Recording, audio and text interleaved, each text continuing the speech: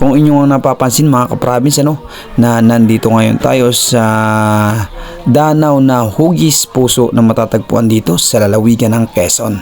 At talagang nakakamangha din po ang kalikasan mga ka-province, kasi magkakaroon dito ng ganito klaseng danaw. At nabighani din po ako, at ako'y biglang nagulat sa itsura nito nung ito ay kinuna natin ng aerial drone or aerial view mga ka-province.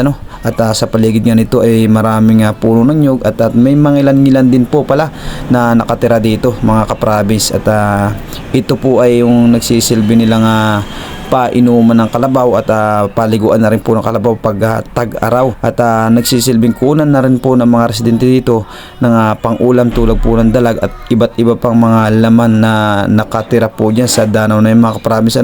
Kung mapapansin nyo nga mga ka-province, na talaga na mga puro nyugan po itong part na ito. At medyo malayo-layo din po pala ito sa highway, at buti po din ang mga siguro almost mga 1 oras bago po marating yung area na ito mga ka-province.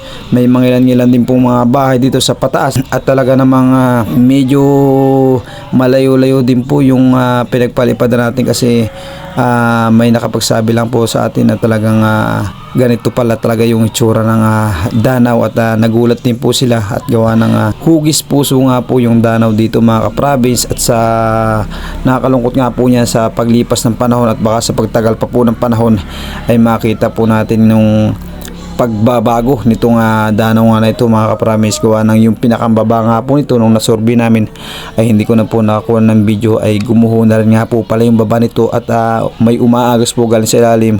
Ang pinapangambahan po ng mga residente dito ay baka po nga gumuho or sa lakas po ng tubig, at sa pagdaan po ng mga kalamidad at bagyo ay baka nga po gumuho at bumigay po yung ilalim, gawa ng habang dire-diretso po yung daloy ng tubig nito nga mga ka-province, ay baka po magkaroon ng lalo po lumambot yung mga lupa or yung putik sa ilalim, at mag-cause po ito ng landslide na magsisilping pagguho po ng lupa. Ay marami pong madadamay na kabayan, sapagkat napakarami pong bahay sa pababa nito mga ka-province. At yun nga po ang ating pinapangamba, na sana hindi po mangyari yung mga ganong sitwasyon po mga ka-province. At napaka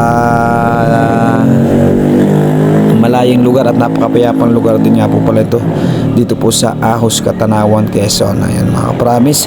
At kung nakaabot ka sa part ng ating video nito, don't forget to subscribe to my YouTube channel, at para mas marami pa po tayong ma-explore na lugar at mapuntahang lugar dito po sa lalawigan ng Quezon na hindi po napupuntahan po ng mga ilan-ilan nating mga kababayan. Ayan, thank you po, at lagi po kayong mag-ingat.